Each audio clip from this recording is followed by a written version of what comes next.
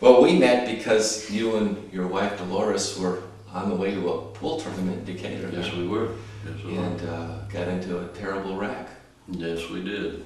Broke both my legs, my hip, left leg in two places, right leg below the knee, shattered my femur bone.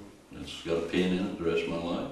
We talked to the insurance company, and they said we didn't need a lawyer, and we decided, well, maybe we do, and who do we pick? And I looked in the phone book, and your picture was there. You're the one I saw, so you're the one I came to, and it was a good choice for me.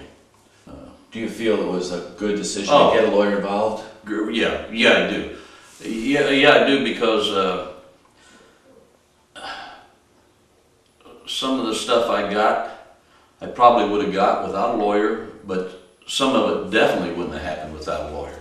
Having a lawyer help you through this ordeal of you and Dolores, did it take a little bit of pressure off of you? I had to do nothing.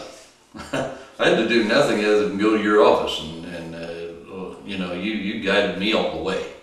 What the things we had to do, whatever. I mean, I didn't have to research anything. You just, you know, you asked some questions, I gave some answers, and you took it from there. And that's so yeah.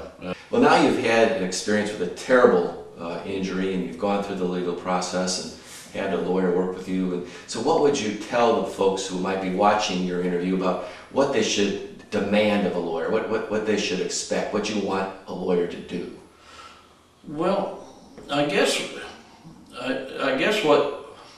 what you did, like I said, I wouldn't have any idea what to ask for a lawyer to do. But now that I've seen it, and I would expect them to do what you did for me, to look in all of my policy. You not only looked in my automobile policy, but you looked in my motorcycle policy, just to check, just to see if there was anything there, you know, that could we could be compensated for. Because I tell you, when you have an accident like mine, there isn't enough compensation.